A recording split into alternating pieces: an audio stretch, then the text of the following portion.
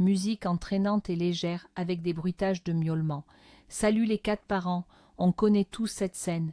Vous êtes tranquillement installés sur le canapé, et là, de l'autre côté de la pièce, votre chat est assis, digne, vous fixant d'un air qui dit « Ah, tu es encore là, l'humain qui paie les factures. Parfait, continue. » Il bâille, se lèche une patte et vous ignore royalement.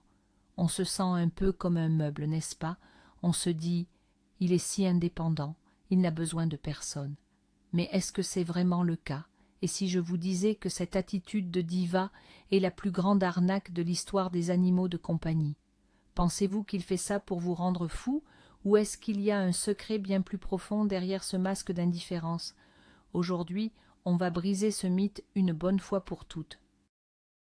On va découvrir pourquoi votre chat a besoin de vous, bien plus que vous ne l'imaginez. Alors, avant de commencer, dites-moi dans les commentaires comment s'appelle votre petit acteur hollywoodien. C'est parti. Pour comprendre, il faut remonter un peu dans le temps. Le chat, ce mini panthère de salon, est un descendant de prédateurs solitaires. Le fameux Felis sylvestris libica, un chat sauvage du désert, son boulot c'était de chasser seul, de se débrouiller seul, de survivre seul. Pour lui, montrer une faiblesse ou un besoin, c'était comme agiter un panneau lumineux « Dévorez-moi » pour les plus gros prédateurs. Du coup, pendant des milliers d'années, son ADN a été programmé sur le mode « Je suis une force de la nature, je n'ai besoin de rien, sauf peut-être de cette souris-là ». Et même si aujourd'hui, le plus grand danger dans son salon, c'est de se coincer la patte dans le canapé, ses instincts de survie sont toujours là, bien ancrés. Il ne va pas venir pleurer dans vos bras comme un chien après une dure journée. Non, il va garder sa poker face. C'est ça, la clé pour comprendre son comportement. Il est programmé pour cacher ses émotions et ses besoins. Alors, commençons par le BABA de la communication féline, le fameux clignement lent des yeux. Vous l'avez déjà vu faire ça. Il vous regarde puis ferme très lentement les paupières avant de les rouvrir. Ce n'est pas parce qu'il a une poussière dans l'œil ou qu'il s'endort en vous regardant. Non, mes amis, ceci est un « je t'aime » en langage chat. C'est l'équivalent d'un baiser envoyé de loin. Dans le monde des prédateurs, fermer les yeux, même pour une seconde, est un signe de vulnérabilité extrême. C'est sa façon de vous dire « Je te fais tellement confiance que je suis prêt à baisser ma garde en ta présence. Tu es ma zone de sécurité. » Un chat qui se sent menacé ou mal à l'aise gardera les yeux grands ouverts, prêt à bondir. Ce simple geste est une preuve incroyable de son attachement et de son besoin de se sentir en sécurité avec vous. Alors, la prochaine fois qu'il le fait, répondez. Clignez lentement des yeux à votre tour. Vous verrez, ça renforce votre lien de façon magique. Mythe numéro 2 à détruire. Le chat qui se frotte contre vos jambes ne fait pas que dire bonjour. Il ne se gratte pas non plus. Ce geste, connu sous le nom de marquage par allomarquage, est un acte social extrêmement important. Les chats ont des glandes odoriférantes sur leurs joues, leur menton et à la base de leur queue. Quand il se frotte contre vous, il dépose ses phéromones, son odeur, sur vous. En gros, il vous marque comme faisant partie de son territoire, de son groupe social, de sa famille. C'est un immense compliment. Il ne dit pas seulement « tu es à moi », il dit surtout « nous formons un groupe, nous partageons la même odeur de clan ». C'est une façon de créer un parfum familier et réconfortant dans son environnement. Quand il rentre et vous sent, il se sent chez lui. Ce n'est pas un geste d'indépendance, c'est tout le contraire. C'est un acte d'inclusion et de dépendance sociale.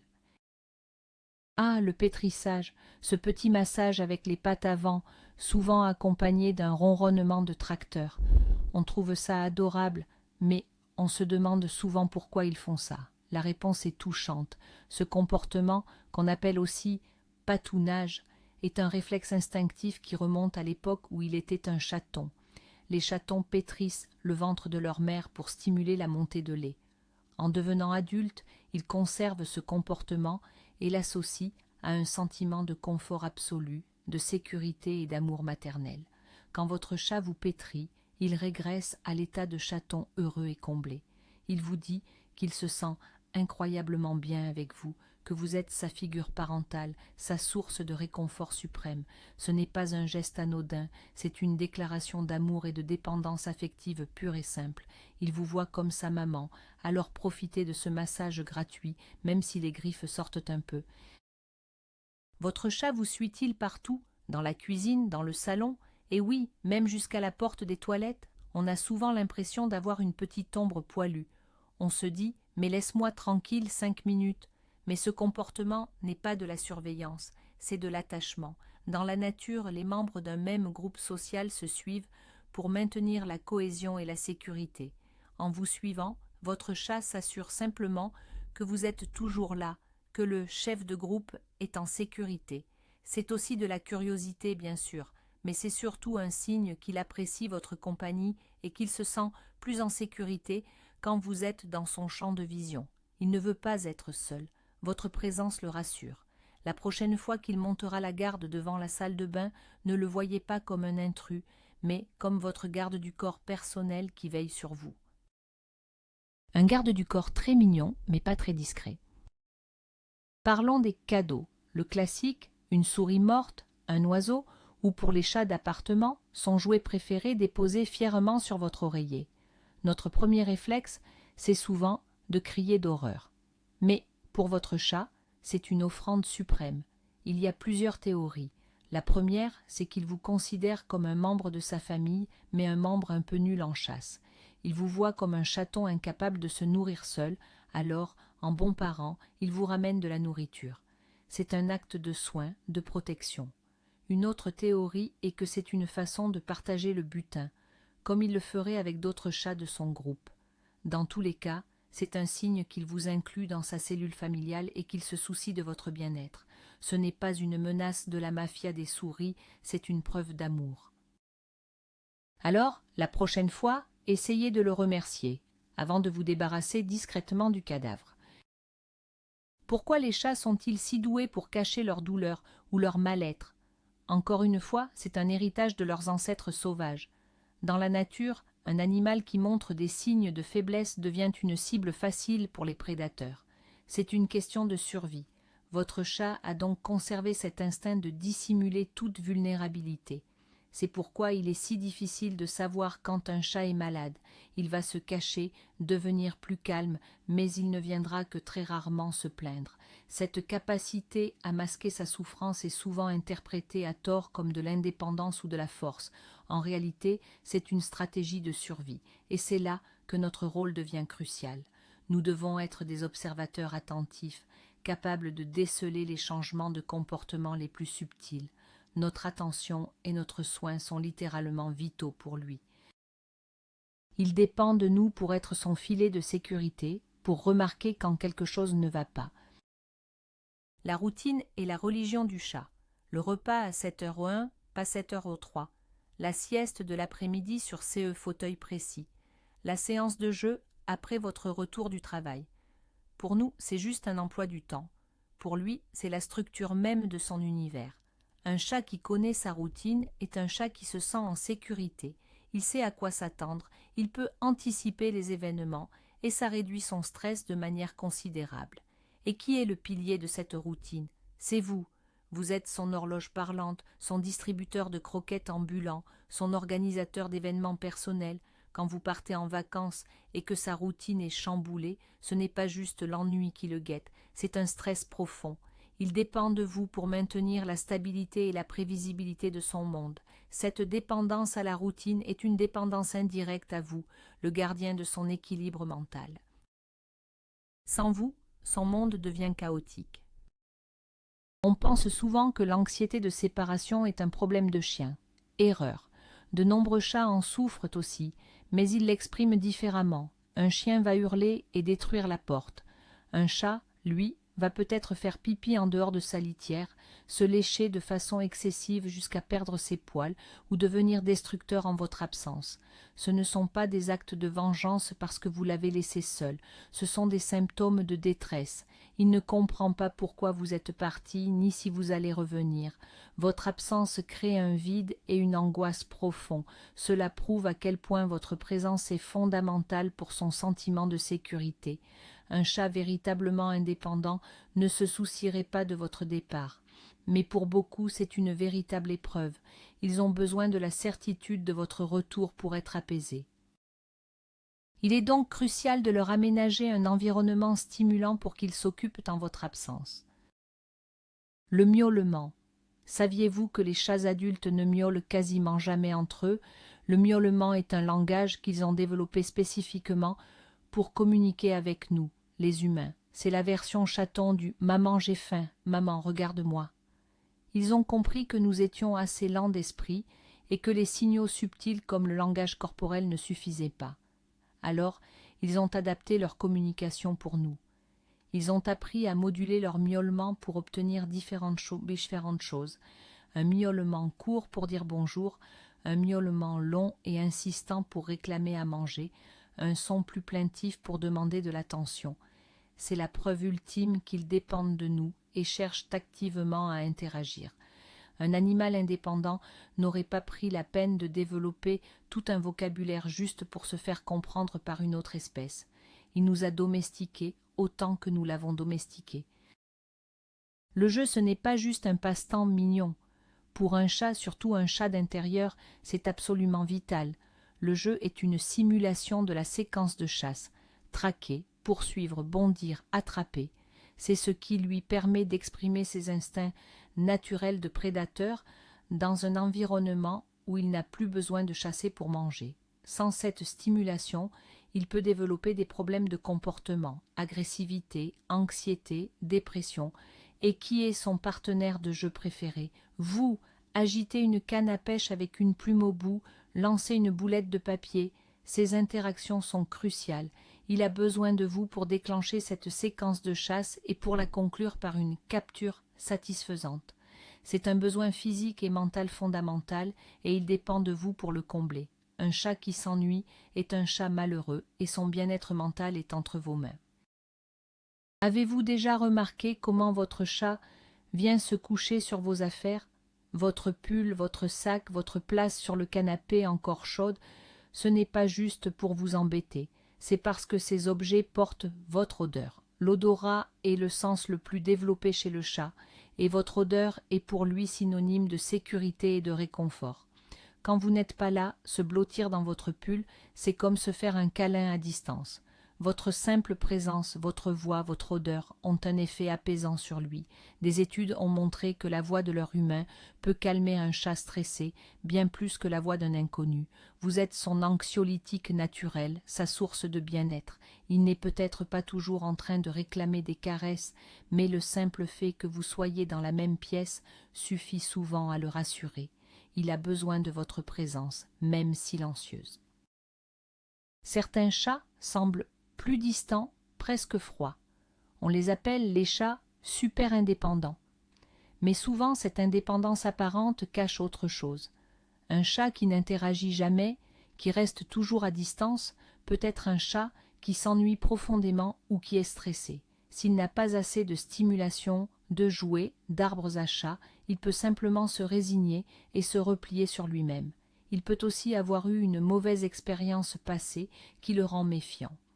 Au lieu de voir cette distance comme un trait de caractère, il faut se demander: est-ce que son environnement est assez riche? Est-ce que je passe assez de temps à jouer avec lui? Est-ce qu'il y a des endroits en hauteur pour observer? Souvent, en enrichissant son territoire et en initiant des séances de jeu courtes et régulières, on voit ce chat indépendant se transformer et révéler son besoin d'interaction. Il ne demandait qu'à être stimulé. Nous, les humains, on a tendance à tout interpréter avec nos propres codes. Par exemple, si un chat nous donne un petit coup de patte, on peut penser qu'il nous repousse. Mais parfois, c'est juste une invitation au jeu. Le fameux coup de fesse avant de partir en courant, c'est un appel au jeu. Le ventre exposé. Pour un chien, c'est une soumission. Pour un chat, c'est une marque de confiance extrême. Mais attention, ce n'est pas toujours une invitation à caresser. C'est souvent un piège mortel pour votre main. On interprète leur besoin d'espace comme du rejet, alors que c'est juste un besoin fondamental pour eux d'avoir le contrôle de l'interaction. apprendre à lire leur langage corporel subtil est la clé, comprendre qu'un queue qui frétille n'exprime pas la joie mais l'agacement par exemple. Ils dépendent de notre capacité à les comprendre car ils ne peuvent pas nous l'expliquer avec des mots. Le mythe du chat solitaire vole aussi en éclats quand on observe les colonies de chats errants. Ils ne vivent pas chacun de leur côté. Ils forment des structures sociales complexes, souvent matriarcales. Ils partagent les ressources, élèvent les chatons en communauté et développent des liens forts entre eux. Ils se toilettent mutuellement à l'eau grooming, ce qui est un signe d'affection et de lien social. Ils dorment blottis les uns contre les autres pour la chaleur et la sécurité. Cette sociabilité prouve qu'ils ne sont pas des créatures solitaires par nature. Ils sont ce que les experts appellent des sociaux facultatifs. Ils peuvent survivre seuls si nécessaire, mais ils choisissent de former des liens quand les conditions le permettent. Et dans votre maison, le seul autre membre de sa colonie, c'est vous. Il applique donc ces mêmes comportements sociaux avec vous. Votre maison, pour votre chat, est un immense journal intime olfactif. Chaque fois qu'il se frotte contre un meuble, un mur ou vous, il laisse un message. Ces phéromones sont des bulletins d'information. Elles disent « Minou était ici, il était calme » ou « Minou est passé par là, il était un peu stressé ». Quand il fait ses griffes, il ne fait pas que se limer les ongles. Il dépose aussi des phéromones via des glandes situées entre ses coussinets. C'est comme planter un drapeau et dire « Ceci est ma maison ». Et votre odeur, mélangée à la sienne, crée le parfum de son foyer, de sa sécurité. Il a besoin que cet environnement soit stable. C'est pourquoi un déménagement ou même juste un nouveau meuble peut être si perturbant pour lui. Il dépend de vous pour maintenir cette carte olfactive qui lui dit que tout va bien dans son monde. Alors, comment renforcer ce lien et répondre à ses besoins cachés? La meilleure façon est le jeu interactif. Pas juste lui lancer un jouet, mais jouer avec lui. Une canne à pêche simule une proie, et vous, le maître du jeu, rendez cette proie imprévisible et intéressante. Faites-la se cacher, courir, s'arrêter. Laissez-le gagner, à la fin, attraper la plume ou la souris. Cette victoire est cruciale pour sa confiance en lui. Des sessions de 10-15 minutes, 1 ou 2 fois par jour, suffisent à combler son besoin de chasse, à le fatiguer physiquement et mentalement, et surtout à renforcer votre complicité. Vous devenez son partenaire de chasse, son allié. C'est une activité partagée qui crée un lien bien plus fort que de simples caresses. Il voit que vous comprenez ses besoins les plus profonds. En psychologie, il existe un concept appelé la base de sécurité. C'est la figure d'attachement, généralement un parent, à partir de laquelle un enfant se sent assez en confiance pour explorer le monde, sachant qu'il peut y revenir en cas de problème. Eh bien, pour votre chat, vous êtes sa base de sécurité. Il peut paraître indépendant en explorant la maison, en chassant une mouche, en faisant sa sieste au soleil, mais remarquez comme il revient régulièrement vers vous, juste pour vérifier que vous êtes là. Un petit contact, un miaulement, ou simplement s'asseoir dans la même pièce. Cette exploration n'est possible que parce qu'il sait que vous êtes là, son port d'attache. Sans cette certitude, il serait beaucoup plus anxieux et moins enclin à explorer. Son indépendance est donc paradoxalement rendue possible par sa dépendance à vous. Le ronronnement n'est pas toujours un signe de bonheur. C'est une autre grande méprise. Oui, un chat ronronne quand il est content et détendu, mais il ronronne aussi quand il a mal, quand il a peur ou même quand il est en train de mourir. Le ronronnement est en fait un mécanisme d'auto-apaisement.